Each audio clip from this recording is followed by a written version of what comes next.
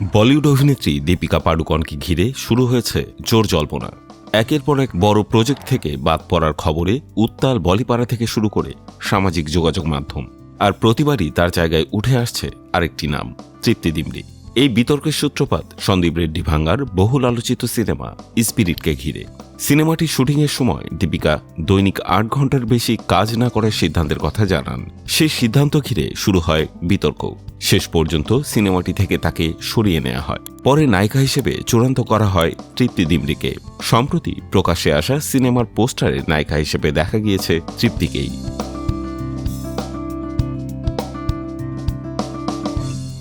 এরপর গুঞ্জন ওঠে একই কাজে সময় সংক্রান্ত কারণে কল্কি 2 থেকেও বাদ পড়েছেন দীপিকা।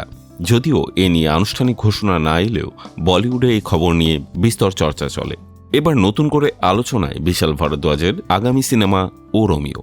সদ্য প্রকাশ্যে এসেছে ছবির প্রচার ঝলক। সেখানে দেখা গিয়েছে তৃপ্তি ডিমরিকে, আর তার চরিত্রের নাম হিসেবে উল্লেখ করা হয়েছে আফসা। এতেই শুরু হয় নতুন জল্পনা, কারণ সিনেমাটির আনুষ্ঠানিক ঘোষণার সময় বিশাল ভরদ্বাজ নিজেই জানিয়েছিলেন এই সিনেমার নায়িকা দীপিকা পাডুকোন, আর তার চরিত্রের নাম ছিল আফসান। নামের শেষের অক্ষরের বদলের সঙ্গে সঙ্গে কি তবে বদলে গেল নায়িকাও? নেটিজেনদের এক অংশের দাবি, এই সিনেমাও দীপিকার জায়গায় চূড়ান্ত করা হয়েছে তৃপ্তিকেই। যদিও এই বিষয়ে এখনো পর্যন্ত নির্মাতা বা প্রযোজনা সংস্থার তরফে কোনো আনুষ্ঠানিক মন্তব্য আসেনি।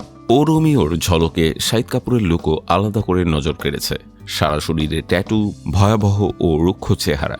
এই লুক যেন একদল দর্শকের প্রশংসা কুড়িয়েছে। তেমনি প্রশ্ন উঠেছে, কেন বারবার বলিউডের নায়কদের এমন অন্ধকার ভয়ঙ্করভাবে তুলে ধরা হচ্ছে? অ্যানিমেল এবং ভুলভুলাইয়া 2 পরপর দুটি হিট সিনেমার পর থেকেই তৃপ্তি ডিমরি হয়ে উঠেছেন প্রথম সারির একাধিক পরিচালকের পছন্দ।